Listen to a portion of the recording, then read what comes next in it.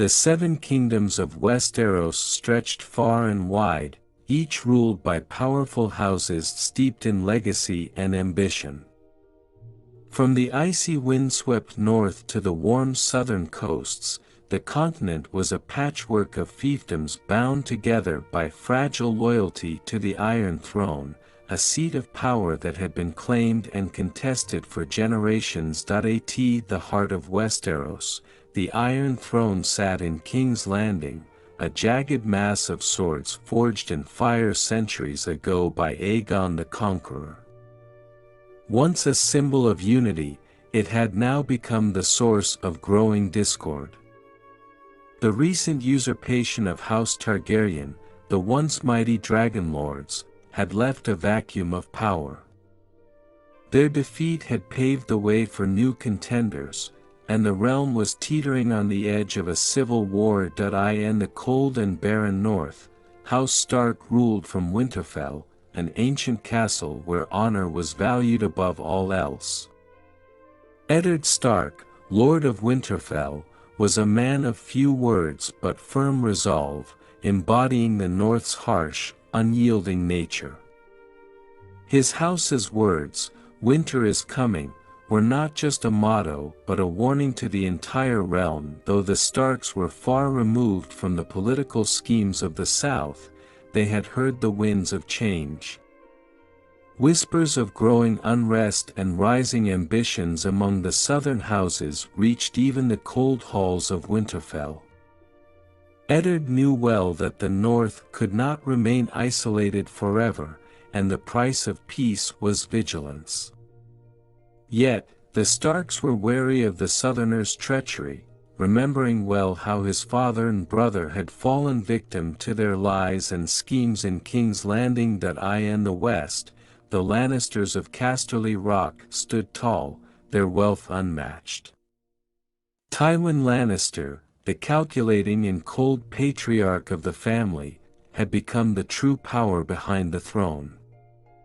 With the riches of their gold mines and an army loyal to the last coin, the Lannisters wielded influence that extended far beyond their own borders. Tywin's ambition had always been clear: to make his house the most powerful in the realm.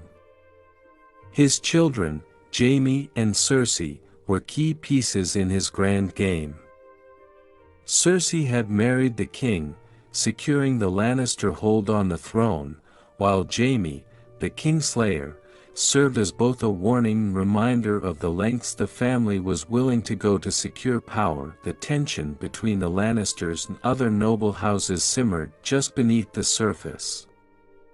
The other lords could see the growing arrogance of the Lannisters and resented their ever-tightening grip on the crown. But it was not just the throne they sought. Tywin's gaze extended further, towards total domination of the realm, by coin or by sword. Further south, in the storm-battered lands of Storm's End, House Baratheon, the current rulers of the 7 kingdoms, were a house forged in war and rebellion.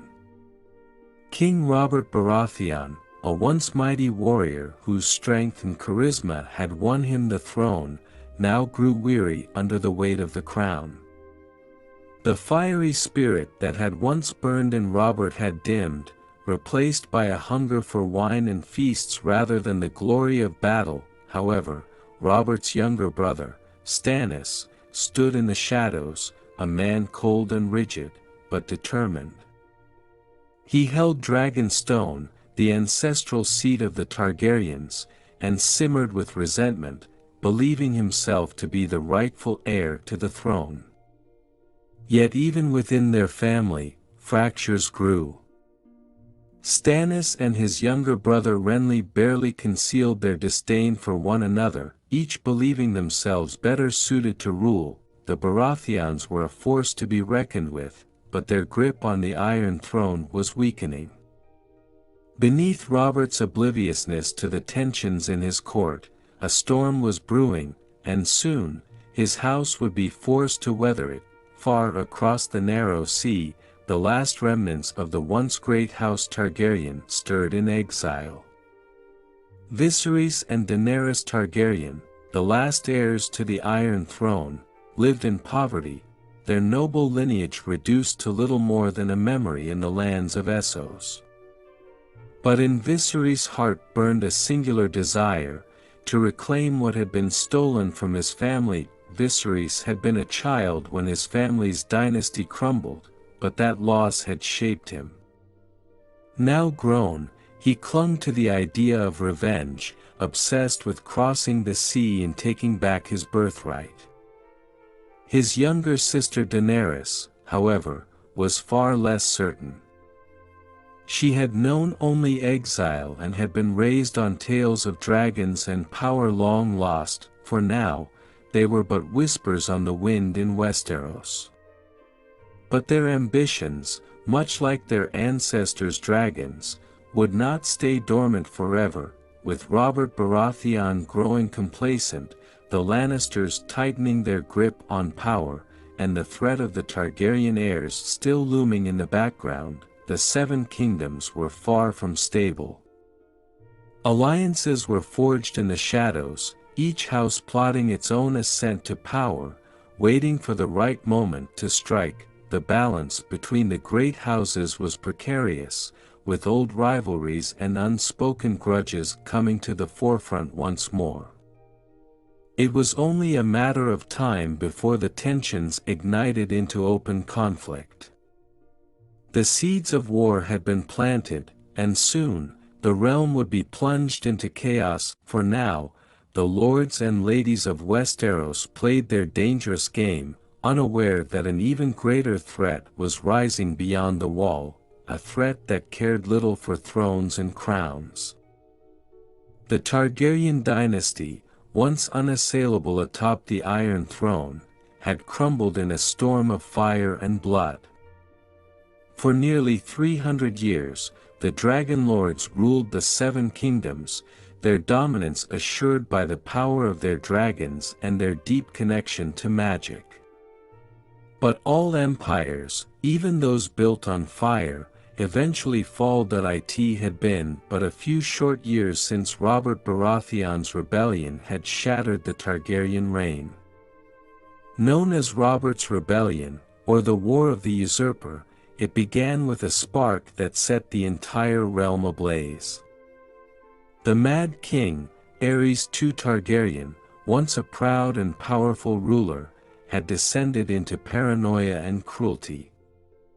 His madness turned allies into enemies and provoked open revolt. Robert Baratheon, alongside Eddard Stark and Jon Arryn, rallied the lords of the realm against Aerys, and soon the Seven Kingdoms were torn apart in a civil war unlike any other. House Targaryen, the House of Dragons, found itself hunted and isolated. Even the famed dragons that had secured their ancestors' rule were long dead, leaving the Targaryens vulnerable. The decisive moment came at the Trident, where Robert himself clashed with Prince Rhaegar Targaryen, the last great hope of the Targaryen line. Rhaegar, clad in armor adorned with rubies, was cut down by Robert's warhammer, his chest caving in under the blow. With Rhaegar dead, the rebellion was all but won. King's Landing fell shortly thereafter. Jaime Lannister, a sworn protector of the king, betrayed his vows and drove his sword through Aerys, becoming forever known as the Kingslayer. The city was sacked by Robert's allies, and Queen Rhaella, along with her youngest children, were slaughtered as they fled. The once mighty Targaryen dynasty was reduced to ash, their enemies ruling from the throne they had once claimed with dragons and fire, but the Targaryen line was not completely extinguished. 2 children survived the fall, Viserys and Daenerys, the last heirs to the Iron Throne. They had been spirited away across the narrow sea by loyal retainers, exiled to the lands of Essos before the usurper's men could find them. Years had passed since their escape, and Viserys Targaryen, now a grown man, clung desperately to the identity that had once defined him as a prince of Westeros. He sat on the balcony of a crumbling estate in the Free Cities, staring out over the distant horizon of the narrow sea. That vast expanse of water separated him from his birthright, the Iron Throne, now occupied by a man he considered little more than a barbarian. "I am the dragon," he muttered to himself, his fingers tracing the hilt of a dagger he could barely afford. "I will take back what is mine." But the truth was harsh. Viserys and his sister Daenerys lived as beggars, dependent on the generosity of those who still harbored secret loyalty to their name. The golden days of House Targaryen had long faded into a distant memory, and while Viserys was consumed by thoughts of vengeance, his younger sister knew only exile. Daenerys, just a child when they had fled, had no memory of the Red Keep, no memory of the dragons her ancestors had once ridden into battle. She had grown up in a world of poverty and exile, forever in the shadow of her brother's ambition. Viserys, for all his talk of dragons and thrones, had little to offer. He had no armies, no ships, and no dragons, only his burning hatred for Robert Baratheon and his belief that the people of Westeros would rise up to welcome their true king back. "They will bend the knee," he would say, eyes gleaming with obsession. "The people remember the strength of dragons. They will join us." But Daenerys knew better. The people of Westeros, if they even remembered her family's reign, had likely forgotten or had grown used to the rule of the usurper. Still, she remained silent, unwilling to challenge her brother's delusions, for he was all she had left in this world. Though their situation seemed hopeless, fate began to shift in their favor. Viserys, in his desperation, had made contact with Illyrio Mopatis, a wealthy and influential merchant of Pentos. Illyrio, ever the opportunist, saw potential in the Targaryen name. He offered Viserys and Daenerys shelter and began to speak of the possibility of regaining their lost throne. "Power is not always won by swords," Illyrio whispered to Viserys one evening over dinner. "It is won by alliances. And Westeros is ready for a dragon to return." Viserys, ever eager for flattery, listened intently. Illyrio spoke of Khal Drogo, a fearsome warlord of the Dothraki, a nomadic horse-riding people known for their brutality in battle. If Viserys could secure an alliance with Drogo, perhaps by offering Daenerys as his bride, he might gain the army he needed to reclaim the Iron Throne. At first, Daenerys recoiled at the idea of marrying a man she had never met, let alone a fearsome Dothraki warlord. But Viserys was resolute. "You will do as you are told," he hissed, his temper flaring as it often did when Daenerys showed the slightest resistance. "You will marry him and give me the army I need to cross the narrow sea. It is your duty." Though Daenerys felt trapped, the promise of leaving Pentos and beginning their journey back to Westeros stirred something within her. Perhaps this marriage was a necessary step toward fulfilling their destiny, toward reclaiming what had been stolen from them. Soon, arrangements were made, and Viserys and Daenerys set off for the Dothraki Sea, where Khal Drogo waited to meet his future bride. The journey was long and arduous, but with each passing mile, Viserys felt the weight of destiny growing upon him. His dreams of dragons flying over King's Landing, of the Iron Throne restored beneath his feet, consumed him. He had waited years for this moment, and now, he was on the precipice of reclaiming his family's honor. Daenerys, however, remained uncertain. Though she outwardly obeyed her brother's demands, a quiet strength began to awaken within her. The thought of being a pawn in her brother's game was suffocating, but the road ahead was filled with unknowns. She knew little of the Dothraki, little of the world beyond her narrow existence in Pentos. Yet, something deep inside told her that this journey would change everything. As they neared Khal Drogo's encampment, the weight of their shared past, the legacy of their house, the destruction of their family, loomed over them. The shadow of the usurper still hung over Westeros, but Viserys believed with every fiber of his being that the wheel of fate had begun to turn in their favor. The Targaryens had been broken, but not defeated. And soon, they would begin their journey to take back what was rightfully theirs. The capital city of King's Landing, nestled on the eastern coast of Westeros, was a sprawling mass of stone and steel. Once a place of splendor under the Targaryens, it had now become a battlefield of schemers and power-hungry lords. The Iron Throne, the prize that all aspired to, sat in the Red Keep, an imposing fortress that overlooked the city, its towering walls housing secrets, ambitions, and betrayals that in the shadowy halls of the capital, whispers moved faster than ravens. King Robert Baratheon, now well entrenched in his rule, was largely indifferent to the machinations taking place in his court. He had won his throne by force, but he ruled it with indifference, more interested in hunting and feasting than in governing. This left the realm vulnerable to the ambitions of others. At the heart of these ambitions stood the Lannisters of Casterly Rock, the wealthiest family in Westeros. Their matriarch, Cersei Lannister, had married Robert, securing the family's position at the highest seat of power.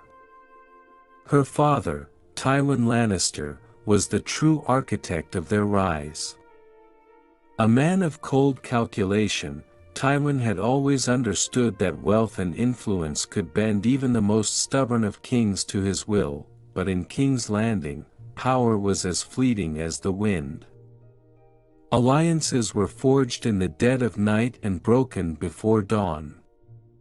The noble houses played their dangerous games, each seeking to outmaneuver the other. Among the players were the sly and manipulative Peter Baelish, the ambitious master of coin, and Varys, the enigmatic spymaster known as the Spider. Both men had their own interests and secret agendas, weaving webs that extended far beyond the Iron Throne. It was in these treacherous political waters that the Lannisters thrived. Tywin, though not often seen in the capital, controlled much of what happened there.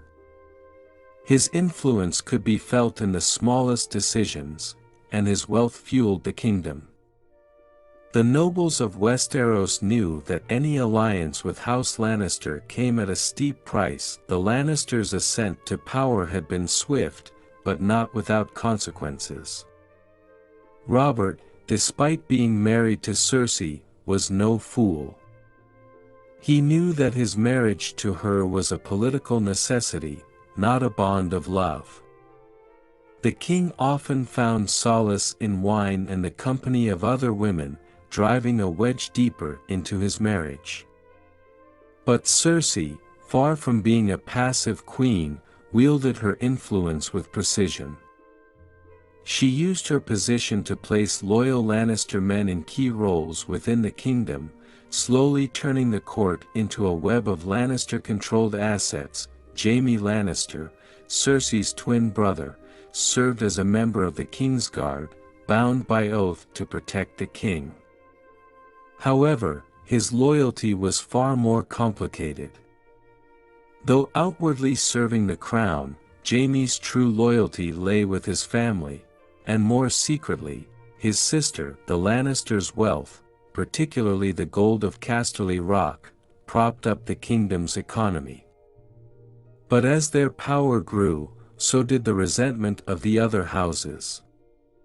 The nobles of Westeros, once content to bow to Robert, began to see the Lannisters as a threat to their own ambitions. Tywin's ruthlessness, while effective, alienated potential allies. Though the Lannisters stood at the pinnacle of power, their arrogance earned them enemies on all sides. Even within the Baratheon family, tensions simmered. Stannis, Robert's cold and rigid younger brother, had little trust for the Lannisters, and often voiced his concerns about their growing control over the crown. Renly Baratheon, Robert's charismatic younger brother, was more subtle in his ambitions, but he too saw the Lannisters as a barrier to his own aspirations. These tensions would soon ignite into open conflict, as each of Robert's brothers harbored dreams of ruling the realm themselves. The capital was not only a place of alliances, but also of ambition and conflict. As the Lannisters consolidated their hold on power, other noble houses were making moves of their own. House Tyrell, rulers of the Fertile Reach, watched the Lannisters with careful eyes. Mace Tyrell, the head of the house, was eager to elevate his family's status by marrying his daughter, Marjorie, into the royal line. The Tyrells, always pragmatic, understood the power of alliances forged through marriage, and Marjorie was a key piece in their game. Though Mace often appeared foolish, his mother, the sharp-witted Olenna Tyrell, ensured that the Tyrells did not misstep in their pursuit of greater power. In the Riverlands, House Tully, led by Hoster Tully, found itself at a crossroads. The Tullys had sided with Robert during his rebellion, but now, as new conflicts arose, they found their loyalty stretched. Riverrun, the Tully stronghold, was strategically important, and many lords sought to win their favor. However, Hoster's declining health and the ambitions of his children, particularly Catelyn Stark, who had married into House Stark, and Lisa Arryn, now widow of Jon Arryn, complicated the Tullys' place in the Great Game. Further to the north, Eddard Stark, Warden of the North, had little love for the intrigues of the South. He had come to King's Landing at Robert's request, though he mistrusted the politics of the capital. The Starks' honor made them ill-suited for the murky world of alliances and betrayals that ruled the capital. Yet, Eddard's presence in the city added another layer to the already simmering tensions. His arrival was a signal to the other houses that the North, while distant, could not be ignored. Meanwhile, the Baratheon brothers began their own subtle maneuvers. Renly, popular among the courtiers and lords of the capital, positioned himself as a charming alternative to his older brother. He gathered supporters through charisma and charm, carefully biding his time. Stannis, isolated at Dragonstone, brooded over his grievances. His sense of justice made him despise the Lannisters, and he quietly prepared for a confrontation that he believed was inevitable. As House Lannister continued to entrench itself in the capital, cracks began to show in the kingdom's stability. The more they sought to control the throne, the more resentment grew among the other noble families.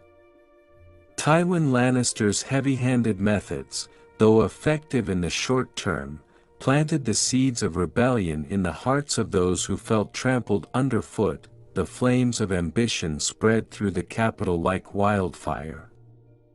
Each noble house, from the cunning Tyrells to the proud Baratheons, saw the Iron Throne as their ultimate prize. With Robert's indifference and the Lannisters' growing arrogance, the realm stood on the brink of chaos. Alliances that were once strong began to fray, and the weight of betrayal hung heavy in the air. Beneath the surface, darker forces were at play. Peter Baelish and Varys, the unseen hands behind many of the kingdom's schemes, moved quietly, pulling strings that few could see. Their ambitions, while not tied to thrones or crowns, were no less dangerous. They understood the nature of power, that those who appeared weak could often wield the deadliest weapons, and so, in the capital, the game continued. The flames of ambition had been lit, and as each house maneuvered to gain the upper hand, none realized just how close they were to sparking a fire that would consume them all. Across the narrow sea, far from the power struggles of Westeros, the last remnants of the Targaryen dynasty lived in exile. Though cut off from their homeland, their ambition burned brighter than ever. The streets of Pentos and the free cities bustled with trade, wealth, and intrigue, but for Viserys and Daenerys Targaryen, these lands were a prison. Their thoughts always drifted westward, across the sea, to the Iron Throne that had been stolen from them. Viserys Targaryen, the self-proclaimed rightful king of Westeros, lived with one singular goal: to reclaim the Iron Throne. His exile had only fueled his obsession, and the years of being known as the Beggar King had worn his patience thin. The estate provided by their benefactor, Illyrio Mopatis, gave them temporary shelter, but it was far from the life of kings and queens. Viserys saw every glance, every whisper in the streets as an insult to his birthright. That he turned his frustration toward Daenerys, who had grown from the scared child he had once protected to a young woman. She had no memories of the Red Keep or the throne room in King's Landing, but Viserys made sure she remembered the injustice that had been done to their family. "You are a dragon," he would tell her, his eyes blazing with intensity. "Never forget that, Dany. The blood of old Valyria flows in our veins. We are meant to rule." Daenerys, though outwardly obedient, began to question her brother's dreams.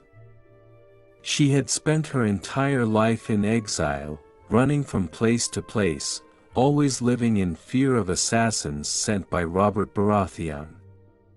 Yet, in her quiet moments, she would dream of dragons soaring through the skies, their fiery breath lighting up the darkness. Though she didn't share Viserys' obsession with the throne, she felt a growing connection to something far older and more powerful, something tied to her family's ancient legacy. As Viserys grew increasingly restless, he began to press Illyrio for more concrete plans. He needed an army, ships, and support from the free cities. Illyrio, ever the opportunist, suggested an alliance with the Dothraki, the fierce nomadic warriors who roamed the grasslands of Essos.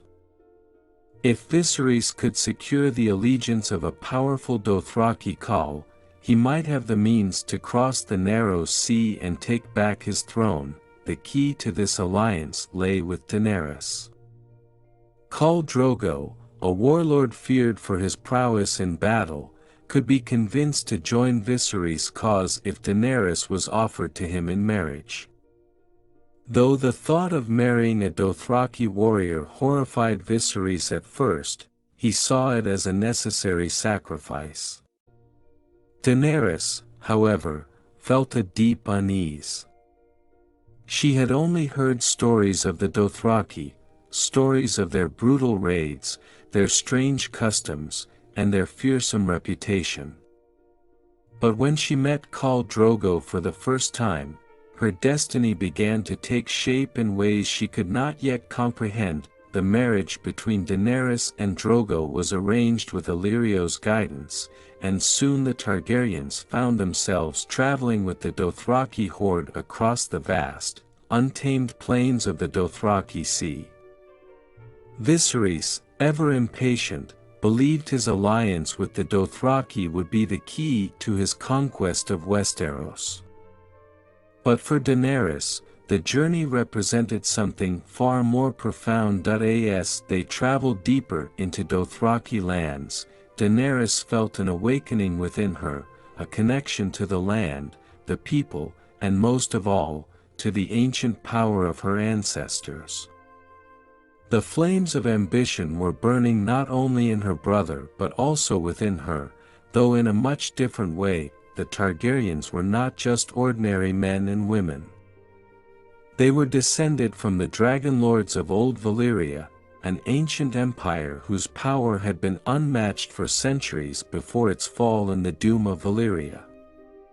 The Targaryens had fled the doom, taking with them the last living dragons and establishing their rule in Westeros. Though the dragons had died out over a century ago, the Targaryens believed they still carried the magic of their ancestors within them. For Viserys, this belief was more a tool of manipulation than a reality. He clung to the idea of his family's connection to dragons as a symbol of his right to rule.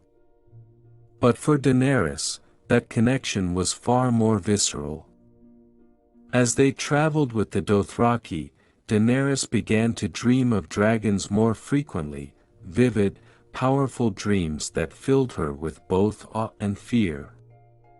In these dreams, she was not just a passive observer but a part of the dragons themselves, feeling the heat of their flames, the strength of their wings. These dreams coincided with the arrival of 3 dragon eggs, gifts from Illyrio on the occasion of her marriage.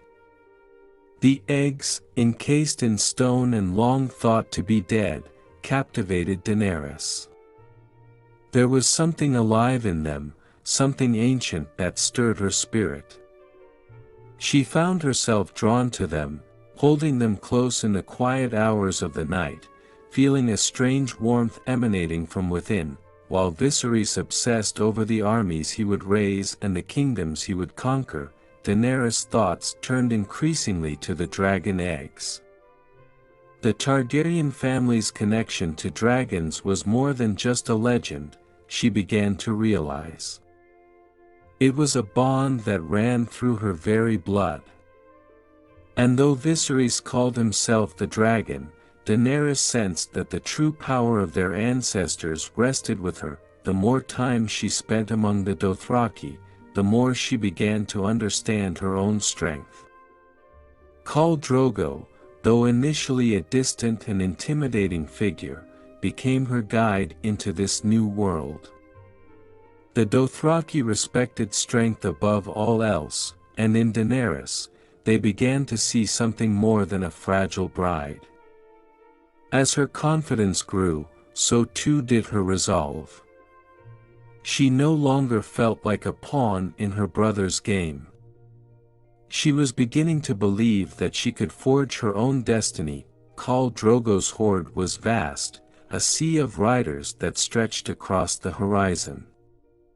They were feared throughout Essos, raiding villages and cities with unmatched ferocity. Though Viserys had believed that marrying Daenerys to Drogo would bring him control over the Dothraki, he soon realized that he was mistaken. Drogo respected power, and in Viserys, he saw none. Daenerys, on the other hand, began to earn the respect of the Dothraki in her own right. She learned their language, embraced their customs, and rode alongside them as they journeyed deeper into the wilderness.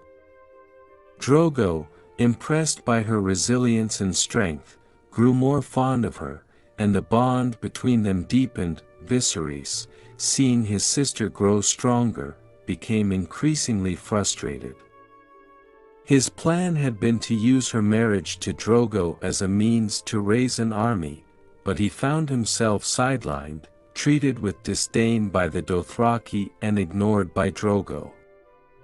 His anger festered, and he began to lash out at Daenerys, blaming her for his failures.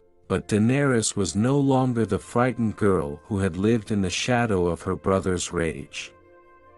She had found her own path, one that connected her not only to the Dothraki but to the mystical power of her Targaryen blood. The dragon eggs remained with her, a constant reminder of her family's ancient power, and though they were still encased in stone, Daenerys felt certain that they held the key to her future. The time for Viserys' ambitions was running out. As Daenerys grew stronger, more confident, and more connected to her dragonborn legacy, the question of who the true heir of the Targaryens was began to shift. The last dragon was not Viserys, but Daenerys. And soon, the world would feel the flames of her ambition.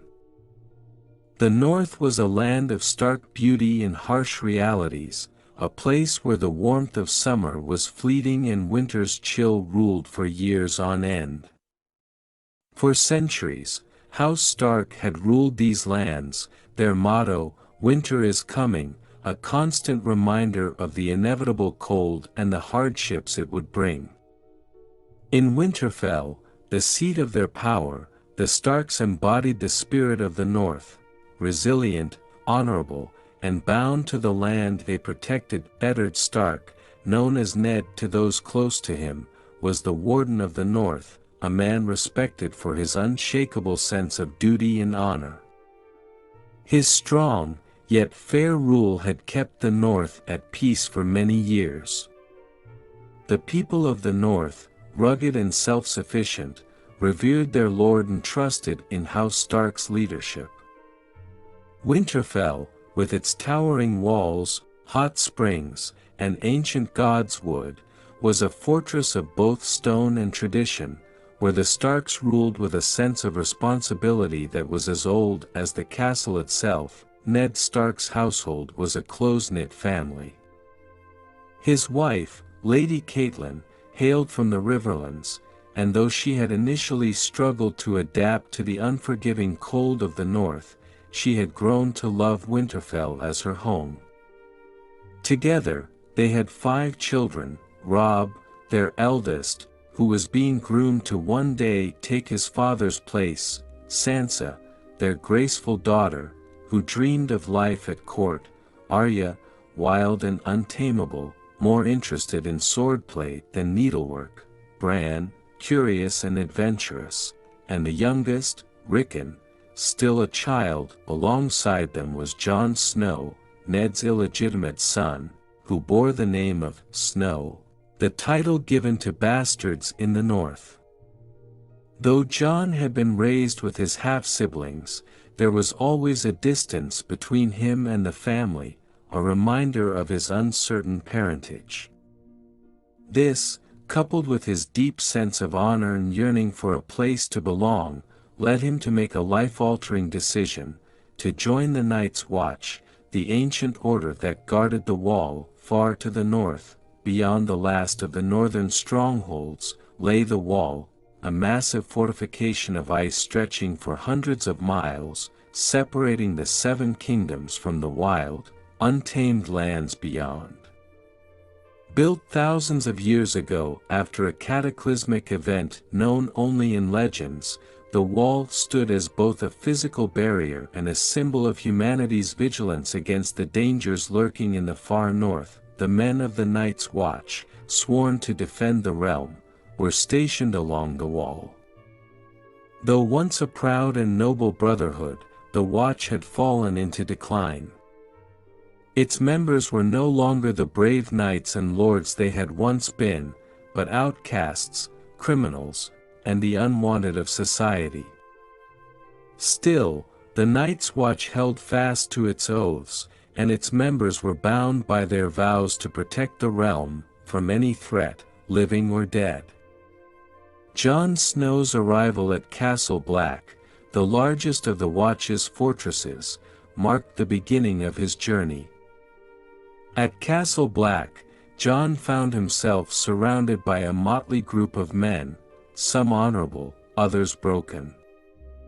The commander of the Night's Watch, Lord Jeor Mormont, was a grizzled veteran who had seen many winters, and beneath him, officers like the stern Sir Alistair Thorne drilled the new recruits. Jon quickly learned that life in the Watch was harsh.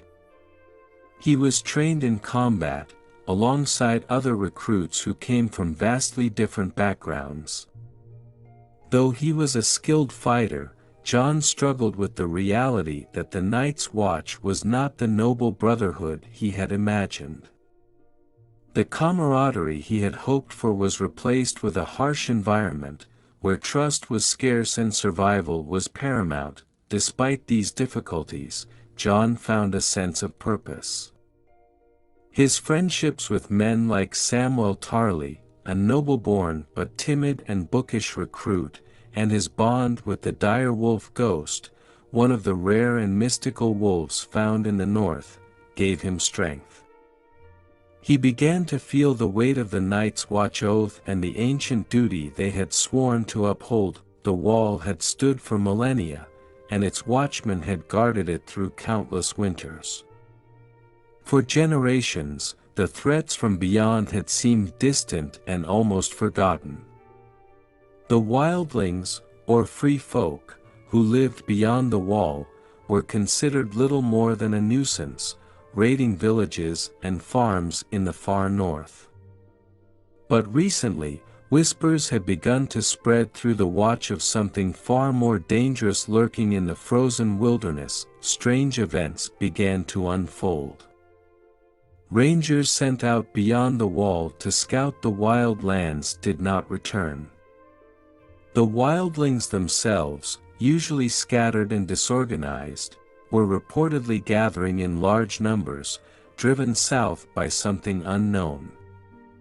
Jon overheard talk of unnatural creatures, ancient enemies from long-forgotten tales, stories that had become myth, dismissed as old wives' tales and superstitions. These stories spoke of the Others, or White Walkers, creatures of ice and death who had once brought terror to the living during the Long Night, an apocalyptic winter that had nearly destroyed the world thousands of years ago. The Night's Watch had been founded in the aftermath of that terrible war, charged with ensuring that such a darkness would never return. But over time, the memory of the White Walkers faded into legend, and the wall became more of a symbol than a necessity. However, as more and more rangers disappeared, unease began to settle among the Night's Watch. Jon Snow, still new to the Watch, could sense the tension in the air. One night, while on patrol along the wall, Jon and his fellow recruits witnessed a chilling event. A deep cold swept over the land, far colder than any winter wind. In the distance, something moved in the forests beyond the wall, silent, shadowy figures that vanished before they could be seen clearly. The recruits shared fearful glances, but said nothing, unsure if what they had seen was real or merely their imagination. Lord Commander Mormont, troubled by the reports, sent out a larger expedition of rangers led by the experienced Benjen Stark, Jon's uncle. But when Benjen, too, failed to return, the gravity of the situation became impossible to ignore. The men of the Watch had grown complacent, but now, they were beginning to realize that the old stories might hold more truth than they had believed. As winter crept closer, the north grew colder, and with it, the sense of impending doom. Eddard Stark, far away in King's Landing, was unaware of the growing danger in the far north. But Jon Snow, now firmly entrenched in the life of the Night's Watch, began to understand that the realm was facing threats far beyond the politics and rivalries of the Seven Kingdoms. The ancient powers that had once been vanquished were stirring once more, and while the lords and kings of Westeros schemed for power, they remained oblivious to the true enemy that lay beyond the wall. The first hints of the coming darkness were there, faint but undeniable, carried on the freezing winds of the far north. As Jon stared out over the wall, the icy wilderness stretched before him, vast and silent. Somewhere in that darkness, something was waiting, biding its time. The men of the Night's Watch could feel it, though they did not yet understand the full magnitude of what was coming. The winter they had long feared was no longer just a season, it was a harbinger. And with it, the ancient threat, long forgotten by most, would rise again to challenge the world of men. In the north, the icy winds had always signaled the coming of hard times. Now, with winter approaching, both the cold and tensions were mounting. Eddard Stark, the Warden of the North, could sense that the peace of Westeros was beginning to fracture. While the lords of the southern kingdom squabbled for power, unaware of the true danger, the ancient oaths sworn by the Starks to protect the realm were being tested. Though Eddard Stark was a man of duty, he was no fool. The growing tensions between the noble houses of the South were becoming impossible to ignore. Robert Baratheon, his old friend and king, sat on the Iron Throne, but the strength of his reign was faltering. In King's Landing, whispers of betrayal and unrest circulated, and the influence of the wealthy and cunning Lannisters grew with every passing day. Ned had long mistrusted the Lannisters, especially Queen Cersei and her brother, Jaime. Their ambitions were thinly veiled beneath the surface of court politics. But what troubled Ned more than the intrigue in the capital was the effect it was having on the North. The Starks had always stood apart from the schemes of southern courts, but as Robert's rule weakened, the divide between the North and the South deepened. Ned knew that if a civil war erupted between the noble houses, the North would be called to choose a side. The Starks had sworn loyalty to the crown, but the loyalty was to Robert, not the Lannisters who now pulled the strings behind the scenes. As the tension grew, Catelyn Stark received a troubling message from her sister, Lisa Arryn, who hinted at darker conspiracies and the possibility of the Lannisters' hand in the death of Jon Arryn, the hand of the king before Ned.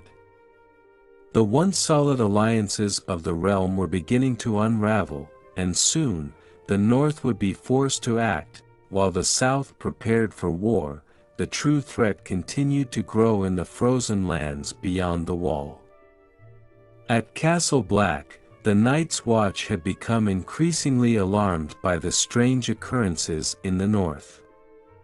Disappearances, unnatural cold, and the eerie sightings of shadowy figures in the woods had led to growing fear among the men of the Watch. Jon Snow and his comrades, still new to the Brotherhood, could sense the unease in the older members. The Wall, once a mere boundary between the realms of men and wildlings, now seemed to stand as the last defense against something far worse. Lord Commander Jeor Mormont knew that they could no longer ignore the signs. Rangers had not returned, and the bodies of some had been found, cold, lifeless, and seemingly untouched by any known weapon. Their eyes, frozen blue, were a chilling reminder of the ancient tales of the White Walkers, the enemies that had once brought Westeros to the brink of destruction during the Long Night.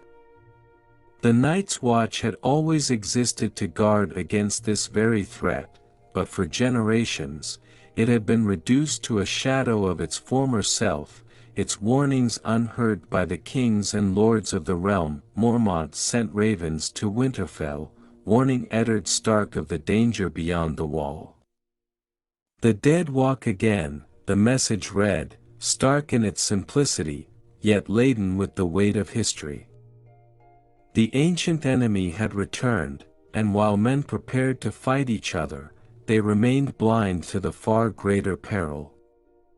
The Wall stood strong, but the Night's Watch was weak, and the realm of men would not survive if it ignored the threat from the north. When Ned Stark received the message, a cold chill ran through him. Though he had never seen the White Walkers with his own eyes, the old stories his father had told him as a boy came rushing back. Stories of ice demons, whites, and a winter that would never end. He could not ignore the warnings of the Night's Watch, but at the same time, his duties as Warden of the North and his loyalty to Robert demanded his attention. Torn between his sense of honor and the growing dangers in both the North and South, Ned found himself facing impossible choices. His ancestors had sworn oaths to protect the realm, but now those oaths were being tested as never before. Winter was coming, and with it, death. Though Eddard was a man of honor, he knew that honor alone would not save his family or the North. Catelyn Stark, ever the pragmatic partner, urged him to consider the implications of Lysa's message. The death of Jon Arryn had thrown the realm into chaos, and if the Lannisters were truly involved, their ambition might go far beyond courtly intrigues. The North needed allies, and quickly, Robb Stark, the eldest son, had been groomed to lead. Though young, Robb understood the politics of the realm and the importance of the alliances his father had carefully maintained over the years. The Starks had ties to the Tullus of Riverrun through Catelyn's marriage and old bonds with the Arryns of the Vale. Yet, these alliances were no longer as strong as they once had been. The South was pulling the North into its conflicts, and it was only a matter of time before open war erupted between the houses. In King's Landing, tension simmered. Robert Baratheon, unaware of the danger from the north, continued to drink and hunt, leaving the governance of the realm in the hands of the Lannisters. Ned's presence as the new hand of the king had only intensified the growing conflict, as he began to uncover secrets that threatened to destabilize the realm. Yet, even as war loomed, Ned's thoughts kept returning to the ravens from the wall. The ancient enemy had returned, and though the lords of the South were too caught up in their own battles to see it, Ned could not forget his family's ancient duty. The Starks had always stood as the protectors of the North, and the wall had been built to stop the White Walkers. If the dead were truly walking again, it was only a matter of time before the horrors of the past returned to claim the realm. In Winterfell, the Starks began to prepare for war. Robb took command of the household guard, training men for battle, while Maester Luwin sent messages to the bannermen, calling them to arms. The North had always prided itself on its independence, but now it was clear that they would be drawn into the conflict engulfing Westeros. Yet, as swords were sharpened and alliances were forged, the true battle, the one that lay beyond the wall, remained distant, its threat looming just out of sight. As war brewed between the houses of Westeros, a darker storm gathered beyond the wall. The warnings of the Night's Watch went unheeded by most, but in Winterfell, the Starks began to sense the coming doom. Jon Snow, stationed at the wall, could feel the growing chill in the air, the unnatural cold that seemed to seep into his bones. He knew, as did the men around him, that something was coming, something far worse than wildling raiders or southern lords vying for power. The ancient oaths sworn by the Night's Watch and House Stark echoed through the halls of Winterfell, binding the living to the forgotten past. As the alliances in the south shifted and loyalties wavered, the north stood ready. War was coming, but not just the war of men. Something far older, colder, and deadlier awaited them all. the realm was unprepared for the truth. Winter was coming, and with it, the dead. The Iron Throne, a jagged symbol of ultimate power, was coveted by many but truly ruled by few. Robert Baratheon, who had seized it in a bloody rebellion, now found his grip on the throne slipping. The tension between the noble houses was no longer merely whispers in dark halls, it was rising into open conflict. As ambitions clashed and secrets surfaced, the South was on the verge of war. King Robert Baratheon, once a fearsome warrior, had grown fat and weary under the weight of ruling. His victory in the rebellion had given him the throne, but his reign was fraught with instability. Though he sat the Iron Throne, it was the Lannisters who increasingly controlled the levers of power in King's Landing. Robert's marriage to Queen Cersei Lannister had created a dangerous bond, one that he now despised but could not easily break. The true ruler in the capital was not Robert, but Cersei and her powerful father, Lord Tywin Lannister. However, not all Baratheons were content with the state of affairs. Robert's younger brothers, Stannis and Renly Baratheon, began to question their brother's fitness to rule and Cersei's growing influence. Stannis, the stern and unyielding Lord of Dragonstone, had always harbored a deep sense of duty and justice. To him, the crown belonged to the rightful king, but he suspected treachery within Robert's court. After learning a damning secret about Cersei's children, whom he believed to be bastards fathered by Jaime Lannister, Stannis saw his brother's rule as illegitimate. Renly, charismatic and beloved by many, had a different approach. Though younger and with a more flexible sense of honor, Renly believed that he could claim the Iron Throne and rule with the love of the people. While Stannis sought justice, Renly sought power, and his charm quickly won him powerful allies, including the wealthy House Tyrell. As the Baratheon brothers prepared their claims, Robert's health deteriorated further. A hunting trip, intended as a respite from the pressures of the court, ended in disaster. Robert was grievously wounded by a boar, and the injury left him bedridden. The wound may have been an accident, but in King's Landing, few believed in accidents. With the king incapacitated and the realm in chaos, the Baratheon brothers began to make their moves. Stannis gathered his fleet at Dragonstone, preparing to launch his claim based on the legitimacy of the royal bloodline. Renly, on the other hand, gathered a host in the Reach, hoping to march on the capital with the support of the Tyrells and other southern lords.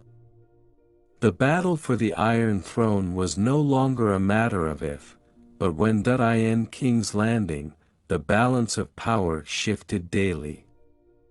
With Robert bedridden, Queen Cersei Lannister moved swiftly to consolidate her control. She had already installed many of her family members in key positions of power, including her father, Lord Tywin, as Hand of the King. Jaime Lannister, her brother and lover, commanded the King's Guard. But Cersei's ambitions did not go unnoticed. The capital was a cauldron of intrigue, where alliances were made and broken in the span of a conversation. The scheming Peter Baelish, known as Littlefinger, manipulated events from the shadows, always serving his own interests. His control of the city's finances gave him influence over many lords, but his true power lay in his ability to play both sides.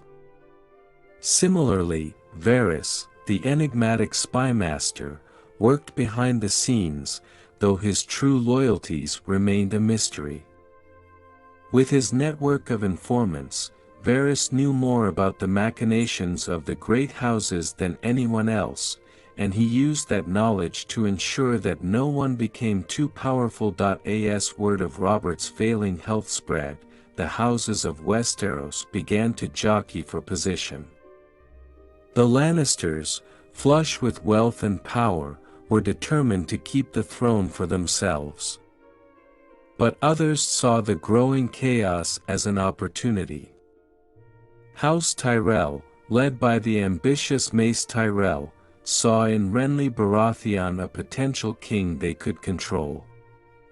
The Tyrells marshaled their forces, gathering food and men, preparing to back Renly's claim. At the same time, the Martells of Dorne, still bitter over the death of their beloved Princess Elliot during Robert's rebellion, remained on the sidelines, watching and waiting for the moment to strike. Though outwardly loyal to the crown, Prince Doran Martell nursed old grudges, and his house remained an unpredictable force in the Game of Thrones. As the noble houses maneuvered for power, the cracks in the realm deepened. The once united kingdom was splintering, and as ambition trumped loyalty, it was only a matter of time before swords were drawn and blood was spilled. The first clash came not in the south, but in the Riverlands, a territory caught between the Lannisters and their rivals. The Tullis of Riverrun, bound by marriage to the Starks through Catelyn Stark, found themselves drawn into the conflict. Lord Hoster Tully, elderly and ailing, watched as his sons and bannermen prepared for battle. The Riverlands had long been a battleground in the wars of Westeros, and now, with the realm on the verge of civil war, it would once again be drenched in blood. House Lannister, always quick to strike, sent forces into the Riverlands under the command of Ser Gregor Clegane, the Mountain. Known for his brutality, Gregor led a series of raids against Tully bannermen, burning villages and slaughtering those who resisted. These raids, though small in scale, marked the first open conflict in what would soon become a full-blown war. As news of the Lannister raids reached Winterfell, Eddard Stark, still Hand of the King, was forced to act. Though bound by duty to remain in King's Landing, Ned could not ignore the attacks on his wife's family. He sent letters to Robb in Winterfell, urging him to gather the Stark bannermen in the north. Though war had not yet officially been declared, the Starks knew that they could not stand idly by while their allies were attacked. In the south, Renly Baratheon's host began to march. Backed by the Tyrells, Renly believed he could take King's Landing before Stannis could move from Dragonstone. Meanwhile, Stannis readied his fleet, preparing for a siege of the capital, confident that his claim to the throne was the only legitimate one. The first battles were small, skirmishes between scouting parties and raiding forces, but they were a prelude to the greater war that was coming. As the noble houses of Westeros prepared for battle, the stage was set for a conflict that would tear the realm apart. The realm of men was on the brink of war, and though swords were being drawn in the south, the true storm was brewing elsewhere. Far to the north, the Wall stood watch as the ancient threat of the White Walkers gathered strength. While the houses of Westeros prepared to destroy each other in their quest for power, they remained ignorant of the greater enemy looming beyond the Wall. But for now, all eyes were on the Iron Throne. Robert Baratheon lay dying, and his brothers were preparing to tear the realm apart for the chance to claim the crown. As political intrigue gave way to open conflict, the first blood of what would become the War of the Five Kings was spilled, and there would be no turning back. War had come to Westeros. No longer confined to whispers in courts or scheming in dark halls, the great houses of the realm now marched with swords drawn, ready to claim the Iron Throne or defend it with their lives. In the lands of the Stormlands, where tempests often howled, the forces of House Lannister and Baratheon clashed in a storm of steel and blood, marking the first major battle of what would become the War of the Five Kings. The Stormlands, long ruled by the Baratheons, became the battleground for the first large-scale confrontation between the forces loyal to King Robert's brothers and the armies of House Lannister. As Renly Baratheon marched with his Tyrell-backed army from the Reach, the Lannisters moved quickly to intercept. Led by the calculating Tywin Lannister, they knew that if Renly succeeded in taking King's Landing, their hold over the capital would be in jeopardy. Renly's army was vast, bolstered by the wealth and might of House Tyrell, and his soldiers were inspired by his charisma. Many lords flocked to his cause, seeing in him a young, charming king who could rule the Seven Kingdoms with the love of the people. But the Lannisters were no less formidable.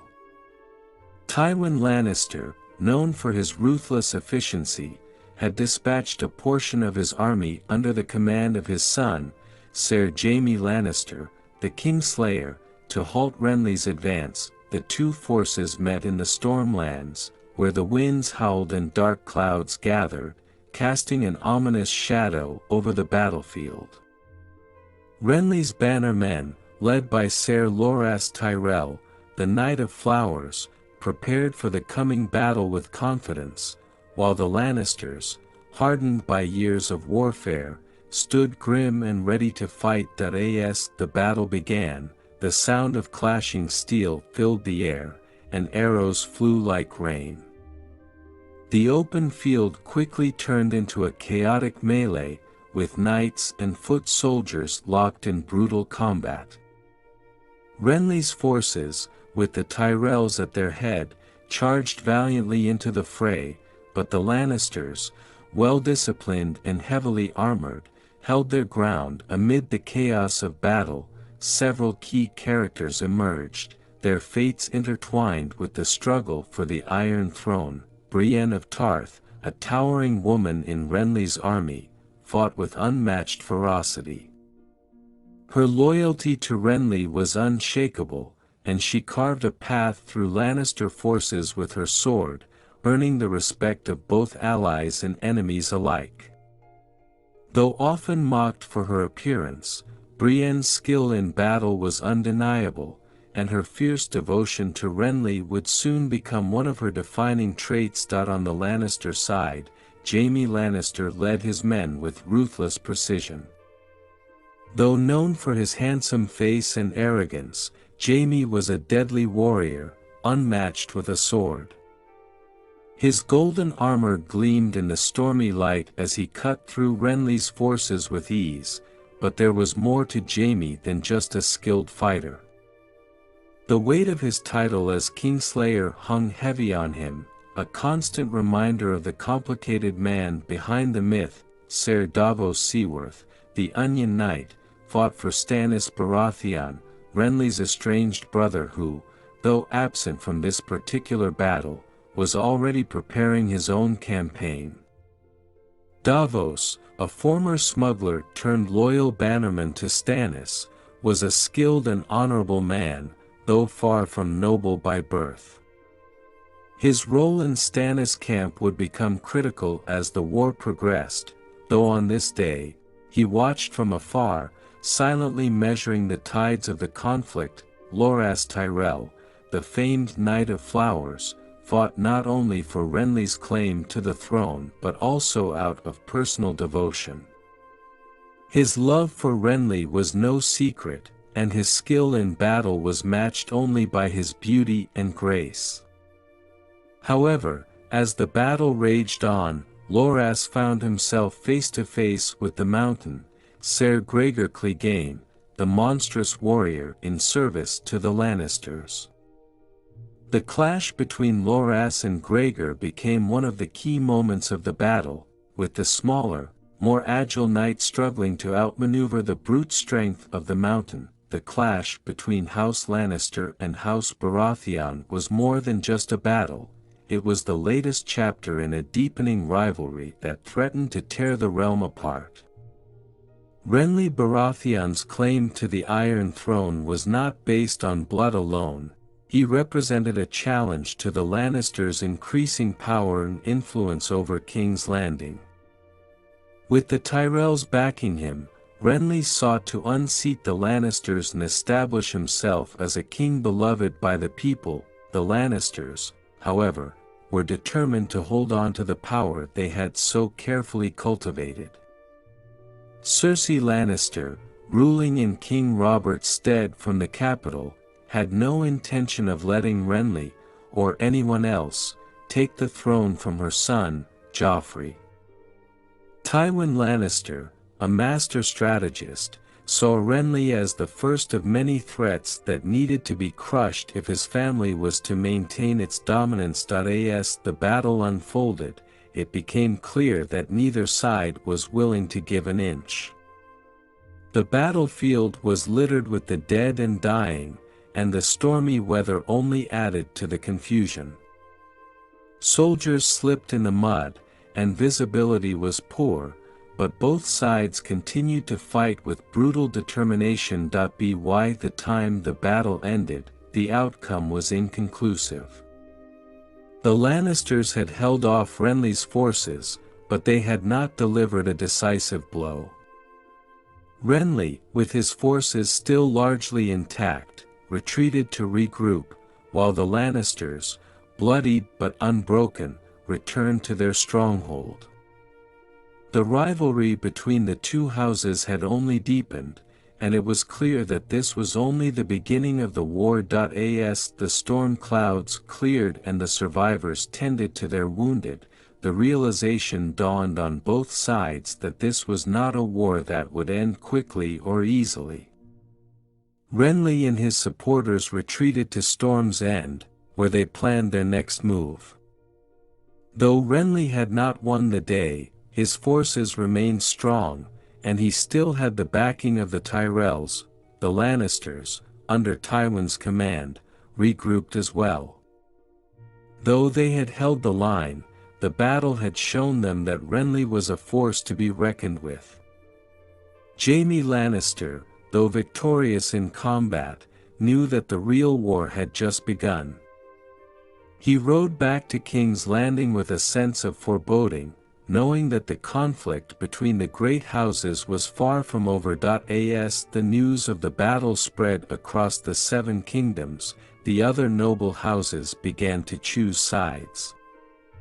The Starks in the north, the Martells in the south, and the Greyjoys in the Iron Islands all watched closely, preparing to enter the fray when the time was right. Though the first major battle between House Lannister and House Baratheon had ended, the storm of swords had only just begun. The rivalry between the two houses had intensified, and the stakes were higher than ever.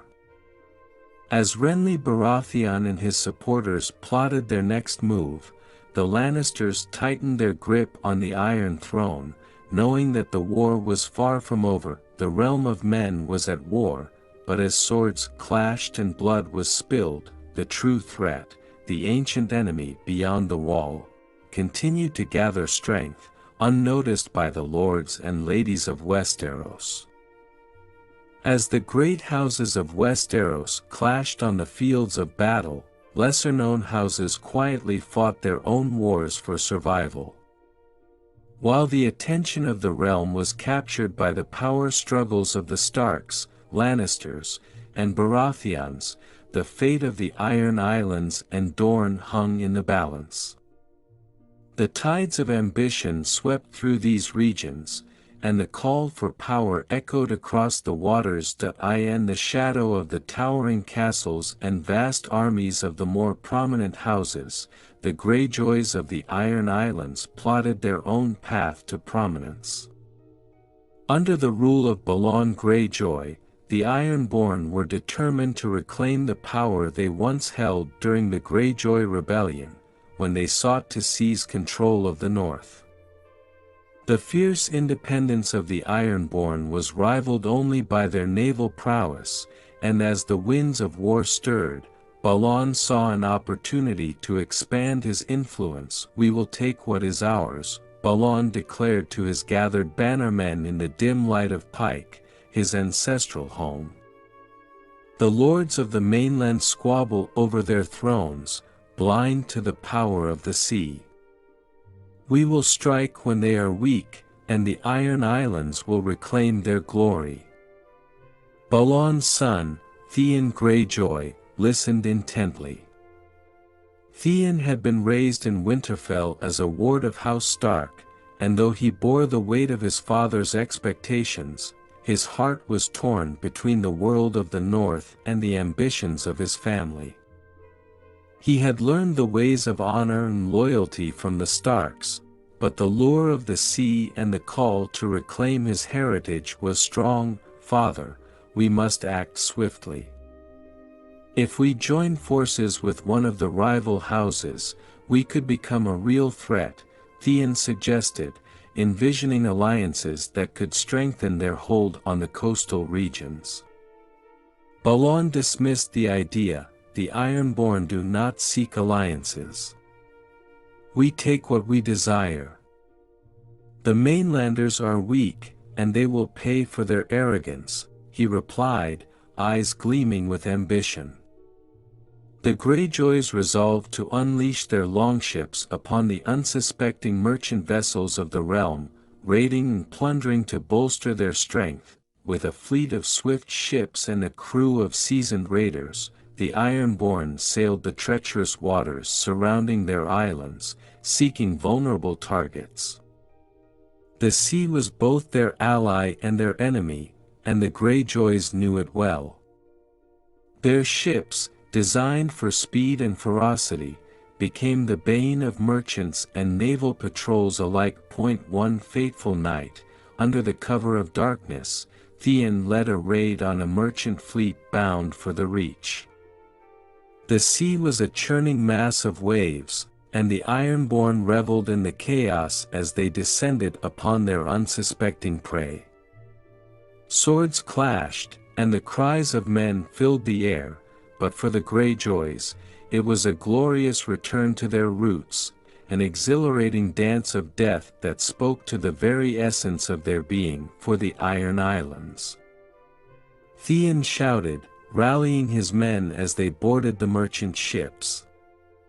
The spoils of their conquest would not only fill their coffers but also serve as a warning to the other houses. The Greyjoys were not to be trifled with, but amid the triumph, Theon felt a pang of unease. The honor he had learned from the Starks lingered in his mind, conflicting with his family's brutal code. He witnessed the ruthlessness of his kin and struggled with his identity, caught between the worlds of the North and the Iron Islands. Far to the south, the sun-drenched sands of Dorne concealed the scheming ambitions of House Martell. Lord Doran Martell, a man of keen intellect and patience, observed the shifting tides of power with quiet resolve. While the great houses battled for the Iron Throne, Doran knew that patience was the key to victory. The Martells had long felt the sting of betrayal and loss, having suffered from the violent fallout of Robert's rebellion. Doran's brother, Oberyn Martell, known as the Red Viper, had fallen victim to the politics of the realm, leaving Doran with a desire for revenge masked by a facade of diplomacy. In the warmth of the sunlit courtyard of Sunspear, Doran met with his most trusted advisors, including his fiercely loyal and cunning niece, Arianne Martell. Arianne's ambition matched her uncle's, and she had grown restless under the watchful eye of her father. "We must act while the great houses weaken each other," Arianne urged, her dark hair swirling around her shoulders. "Renly Baratheon's claim to the throne opens up possibilities for us. If we align with him, we could reclaim our place at the heart of Westeros." Doran considered her words carefully. The Game of Thrones is fraught with peril, Aryan. We must be cautious.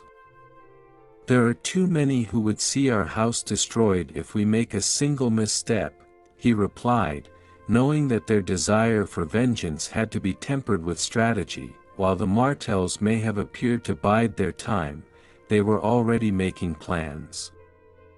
Doran began quietly gathering intelligence, employing his network of spies throughout the realm to monitor the movements of the Lannisters, Baratheons, and Starks.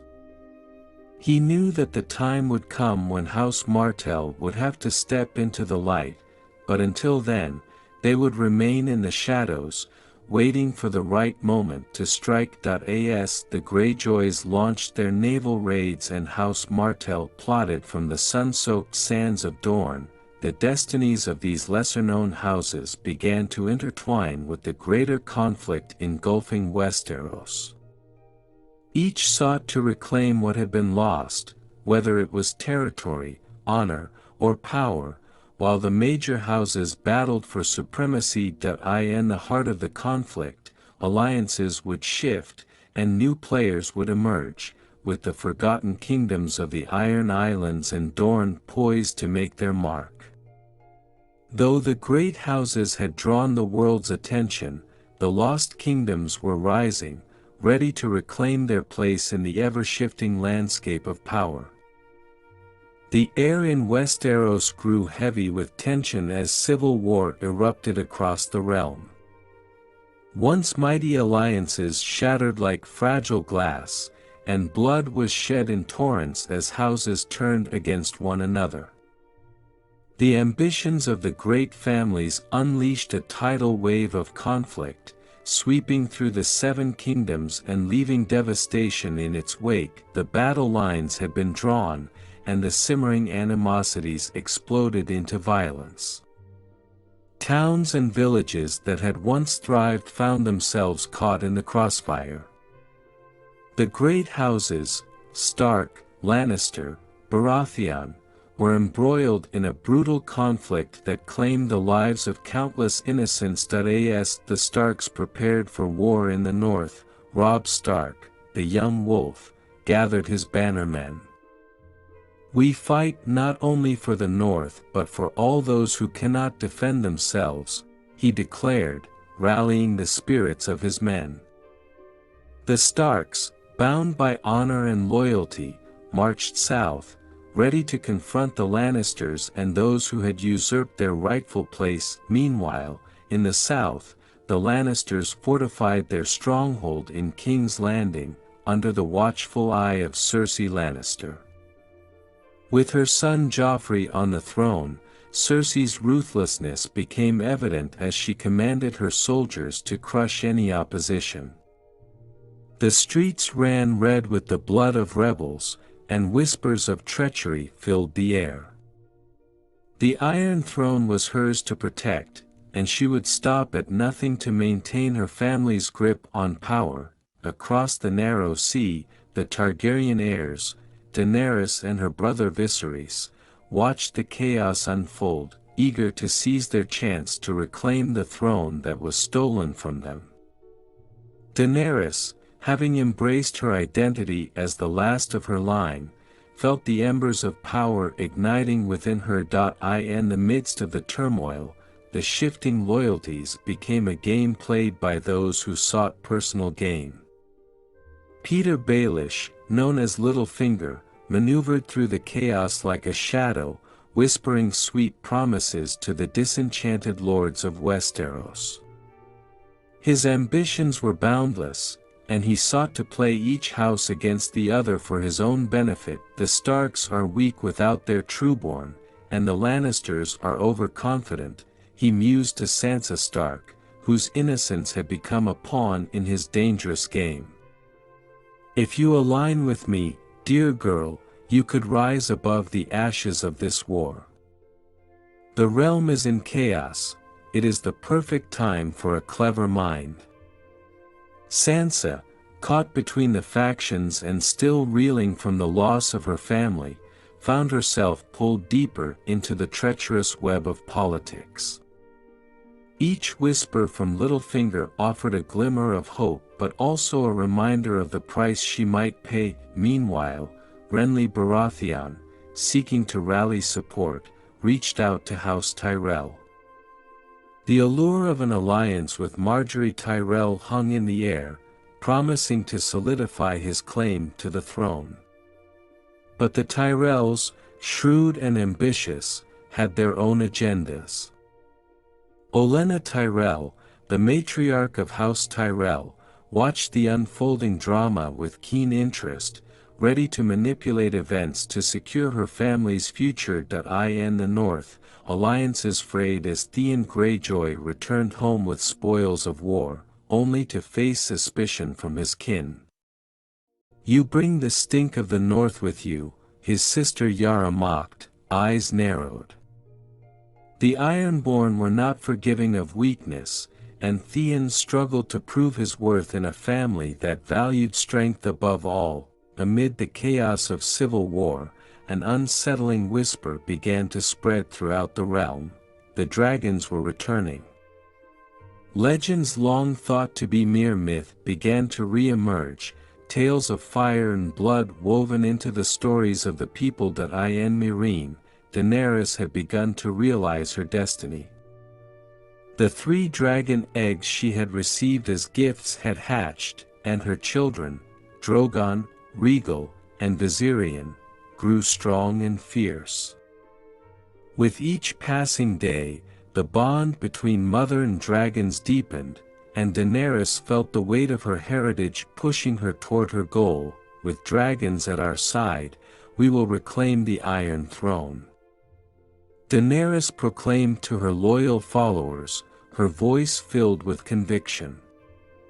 The world had not forgotten the devastation wrought by dragons, and the mere mention of their return struck fear into the hearts of many. Meanwhile, in the shadows of Westeros, those who heard the whispers of the returning dragons felt a mixture of dread and intrigue. The power of House Targaryen was legendary, and if Daenerys could harness the might of her dragons, she could turn the tide of war in her favor. As civil war swept through Westeros, the brutality of the conflict only intensified. Betrayals unfolded in the dark, alliances shattered overnight, and the blood of the innocent spilled upon the ground. The struggle for power had awakened ancient forces, and as the whispers of dragons grew louder, the stage was set for an even greater conflict. The tide of history was shifting, and the 7 kingdoms would never be the same. With each clash of swords, the war continued to rage, leaving a trail of devastation in its wake, a tidal wave of blood that threatened to drown the very essence of Westeros. The air crackled with anticipation as the Targaryens prepared to reclaim their birthright. Across the narrow sea, in the bustling port city of Pentos, Daenerys Targaryen stood on the deck of her ship, the Danner, gazing out at the horizon. The time had come to return to Westeros, and the world would soon bear witness to the resurgence of her family and the dragons that had long been thought extinct. With each passing day, Daenerys gathered allies and resources, her ambition fueled by the knowledge of her heritage. She had earned the loyalty of the Unsullied, a formidable army of slave soldiers trained for combat, and the fierce Dothraki, who recognized her as the Khaleesi. Together, they had built a formidable force, ready to support her claim to the Iron Throne. "We will not be forgotten," Daenerys declared to her gathered followers in the courtyard of their makeshift stronghold. "The time has come for the Targaryens to rise again. We are the blood of dragons, and we will take what is ours." Her words resonated with power, and her followers erupted in cheers, emboldened by her resolve. Beside her, Ser Jorah Mormont stood, his loyalty unwavering. "The journey will be perilous, my queen, but the Iron Throne awaits you," he urged, his eyes filled with both admiration and concern. The dangers of their quest were numerous, and the realm was embroiled in chaos. Daenerys looked at her trusted advisor, her expression fierce and determined. "We sail at dawn. The people of Westeros must know that we have returned," she replied, her heart racing with the weight of her destiny. As the dawn broke over the horizon, casting golden rays upon the waves, a powerful rumble echoed from below the deck.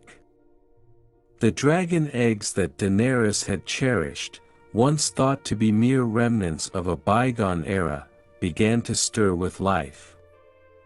Drogon, the largest and most fierce of the three, burst forth from his shell, scales glistening in the morning light. The roar of the newly hatched dragon filled the air, echoing like thunder, shaking the very foundations of the ship they live.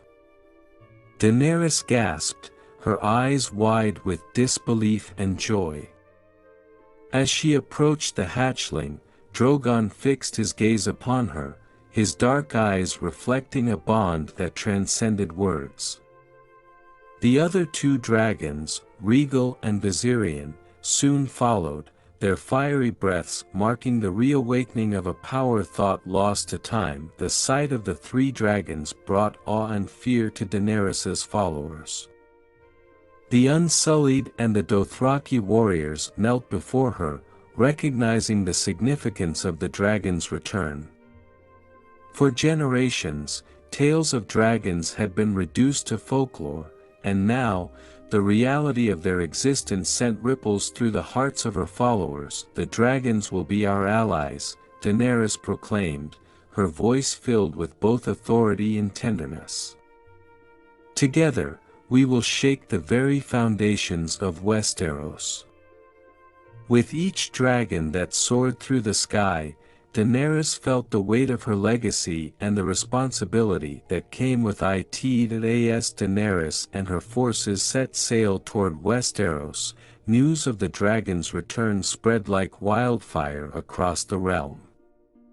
Whispers traveled from the bustling streets of King's Landing to the cold halls of Winterfell, igniting a mix of fear and intrigue among the noble houses. In King's Landing, Cersei Lannister's face twisted in rage as her advisors delivered the news.